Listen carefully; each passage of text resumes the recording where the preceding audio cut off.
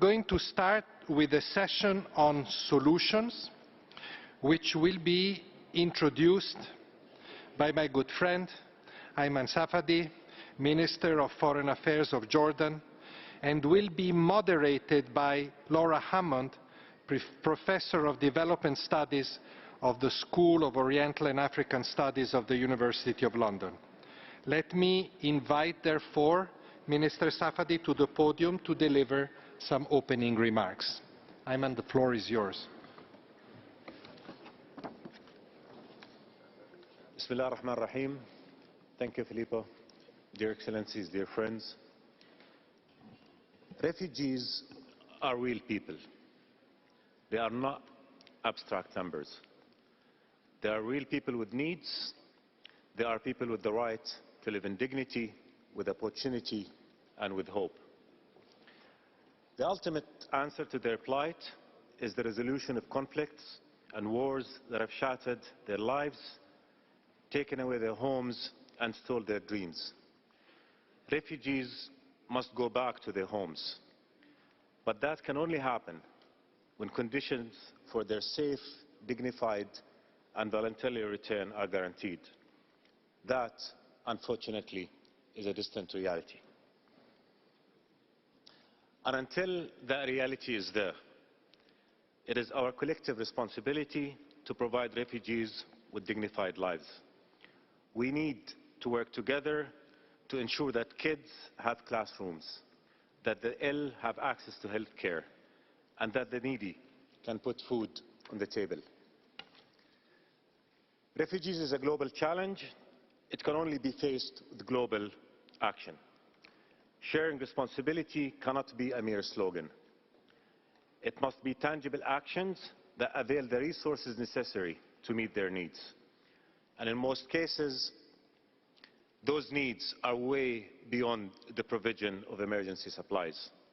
The need is for long-term programs that empower refugees with the skills and ability to build better futures. Host countries cannot carry this burden alone. They should not carry it alone. Donor countries' fatigue is not an option. Host country fatigue is what the international community must prevent by ensuring continuous and sufficient commitment to helping them support their refugee communities. Excellencies, dear friends, the Hashemite Kingdom of Jordan is the largest per capita host of refugees. We host 13% of the global refugee population. We have been at the receiving end of every crisis in our region. People from 57 countries have sought refuge in the kingdom. And despite the challenges, despite extremely difficult economic conditions, Jordanians take pride in doing everything they can to help. We do this because this is who Jordanians are. These are our values, these are our traditions, and this is our record. And we do it because it's the right thing to do. Investing in refugees is investing in our collective security and in our collective future. If we embrace refugees, if we help them live in dignity, if we give children schools and playgrounds, give them hope, then they can contribute to the building of a better future in their host countries and in their countries of origin when they return. If we abandon them to need, to despair, to ignorance, we will be sowing the seeds of a worse future for them and for all of us. Despair and ignorance are the best allies of extremism and radicalism. And extremism and radicalism are threats to our collective security. Knowledge, hope, and life and dignity provide the best and strongest immunity against them. Dear friends, the injustice to which Palestinian refugees have been subjected is a stark reminder of the inhumane nature and cruelty of occupation.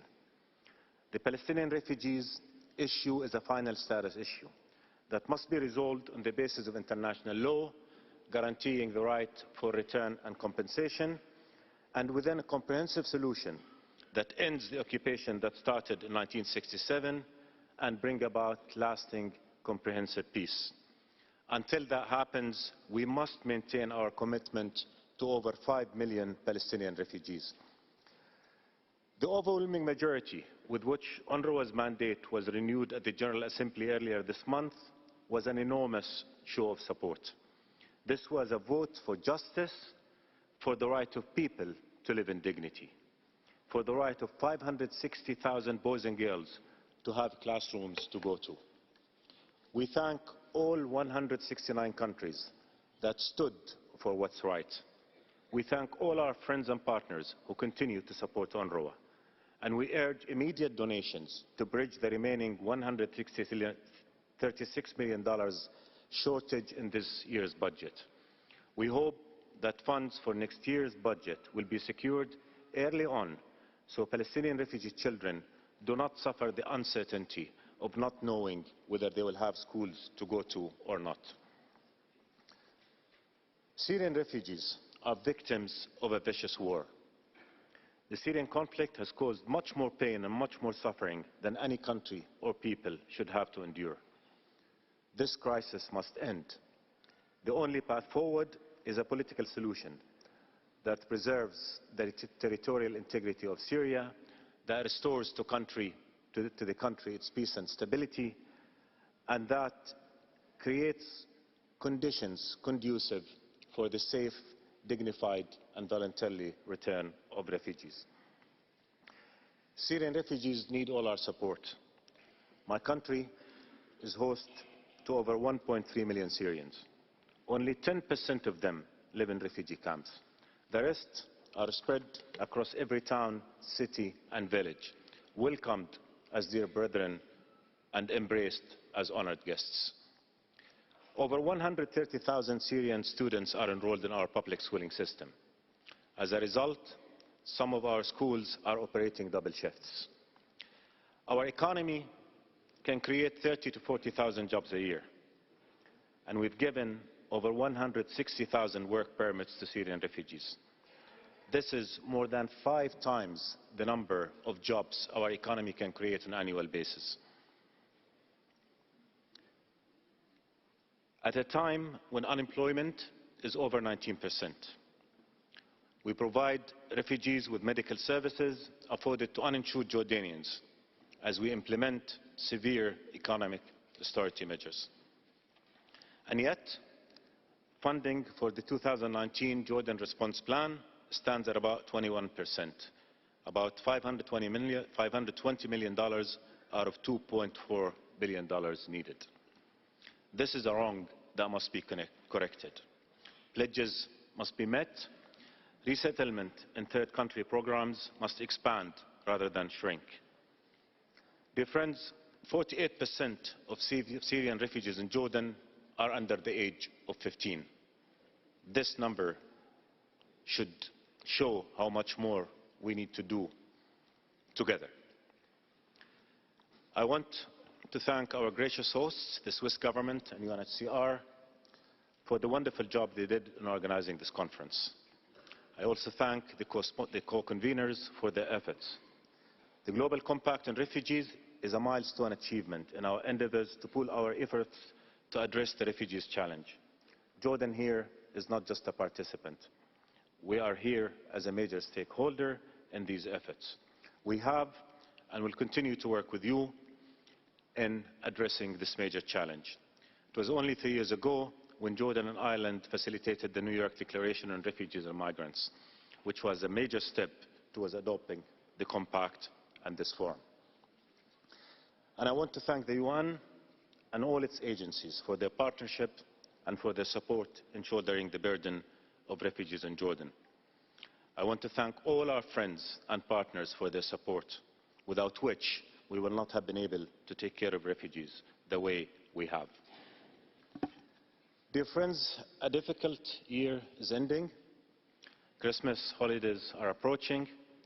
I wish you all Merry Christmas and Happy Holidays, and I hope that the message that we take to the new year from our forum today is one of commitment and resolve that the international community will not abandon refugees that it will not abandon host countries at the front line of this challenge. Let us make the principle of international responsibility sharing a reality.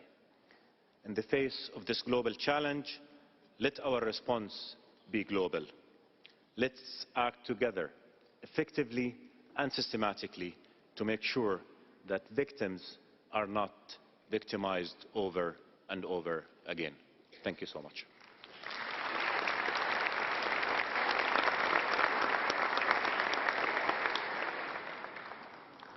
Thank you very much, Minister. Thank you, Ayman, for your very wise words. Thank you also for having made an appeal for support to UNRWA, which I wholeheartedly share with you.